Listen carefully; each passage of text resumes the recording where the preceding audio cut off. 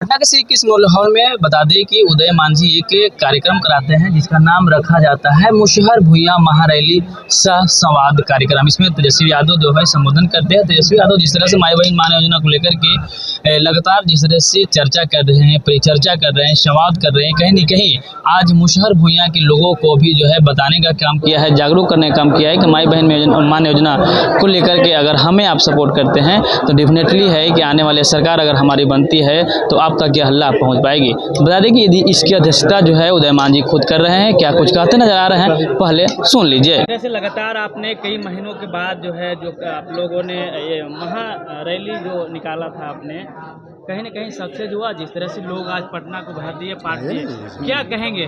अब क्या कहेंगे? नहीं, हम लोग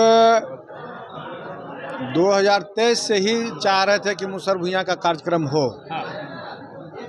केन प्रकार 24 में भी चाहे, उसके बाद 25 में 27 मार्च के भी तय रखे थे, लेकिन संयोग से हमारे नेता तेजस्वी प्रसाद यादव जी के बच्ची का जन्मदिन था, तो कृष्ण मेमोरियल हॉल का कार्यक्रम स्थगित करते हुए एक्सटेंड किया गया और 8 अप्रैल 2025 को आज कृष्ण मेमोरियल हॉल में हुआ मुशहर भुइयां महारैली सह संवाद कार्यक्रम।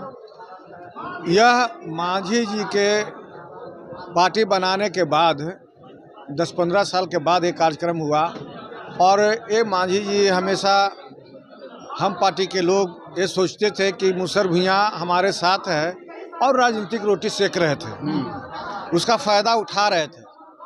लेकिन जब नेता ने इस बात को गंभीरता से लिया कि भाई उदय मांझी जब बार बार ये कह रहा कि मुशहर भुइयां कराना चाहते हैं, तो उन्होंने अपना समय देने का प्रयास बोले और कहे कि ठीक है एक कार्यक्रम कराओ, और वो कार्यक्रम आज संपन्न हुआ।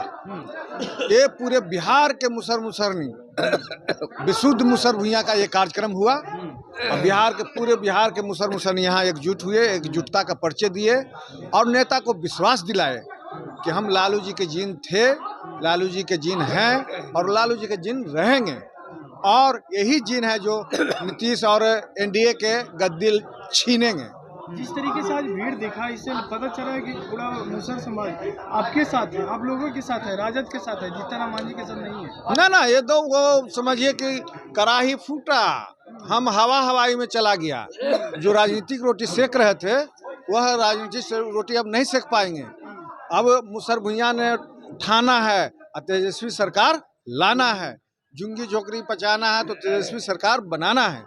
ये बात बहुत ज्यादा दिखी 100% युवा युवती की संख्या इसलिए भी दिखाई पड़ा कि लालू प्रसाद यादव जी जब थे सत्ता में तो हमारे मुशहर भुइयां समाज को बुला करके, दलित समाज को, शोषित वंचित समाज को बुला करके गांधी मैदान में बास्केट पर्चा बांटे थे, और लालू यादव के जो युवा तुर्क बेटा तेजस्वी जी हैं, वह 17 माह के कार्यकाल में बिहार के युवा युवतियों को 5 लाख रोजगार देने का काम गांधी मैदान में बुला के किए।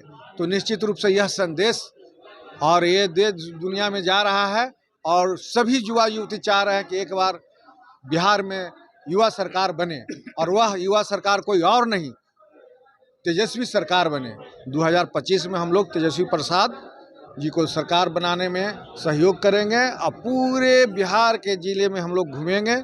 इसलिए मुशहर भुइयां ने ठाना है इस बार तेजस्वी सरकार बनाना है। जी आगे अगला लास्ट क्वेश्चन, अगला रणनीति क्या होगी? जिस तरह से लोग अब जो है माई बहन मान योजना को लेकर कहीं न कहीं देखा जा रहा है तो आरजेडी सबसे जो है ज़्यादा प्रभावी एक मतलब ये मुद्दा है, तो आखिर अपने समाज में कैसे आप करने वाले क्या आगे? नहीं, यही संवाद जो कार्यक्रम था वो हमारा नेता तेजस्वी जी का ही संवाद कार्यक्रम था। मुशहर भुइयां महारैली मेरा कार्यक्रम हुआ और सह संवाद कार्यक्रम हुआ कि इन्होंने सह संवाद कार्यक्रम जो इनका चल रहा है कि तेजस्वी सरकार बनेंगे तो माँ बहन मान योजना के तहत 2500 रुपया देंगे और 500 रुपये सिलेंडर देंगे प्रति घर और 200 यूनिट बिजली फ्री देंगे, 400 रुपया जो है वृद्धा विधवा पेंशन को बढ़ा करके 1500 रुपया देंगे। ये डायरेक्ट यहाँ से संवाद किए और संदेश दिए जो झुंगी झोपड़ी के घरों में गूंजेगा और चर्चा का विषय होगा।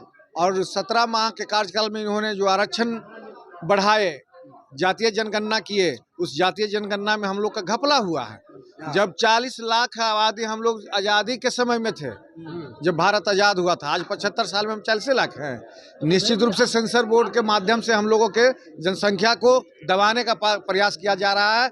हम लोग अभी 1.5 करोड़ से भी ज़्यादा है। यानी कि आपके कार्य जी। में जो जातिगत जनगणना हुई उससे आप संतुष्ट नहीं है। और दूसरी बात है कि हम लोग मुसहर एक है, लेकिन उसमें 2 कोटा बन दिया, मुसहर और भुइयां। इसमें तो आप अपने नेता को ही कटघरे में खड़ा किया, उस समय तेजस्वी और नीतीश सरकार थी। नहीं, तेजस्वी और सरकार थी नहीं। ये जातीय जनगणना जो हुआ, उस जातीय जनगणना में हम लोगों को जानबूझ करके इनके पर, तो मुख्यमंत्री नहीं ना है भाई, मुख्यमंत्री का ना बात चलता है। मुख्यमंत्री बन रहेंगे तो निश्चित रूप से जो आह्वान किए हैं कि मुसहर भुइयां का कोई भी कमी होगा, हम तेजस्वी बेटा है चाहे भाई हैं, पूरा करने के लिए तैयार हैं।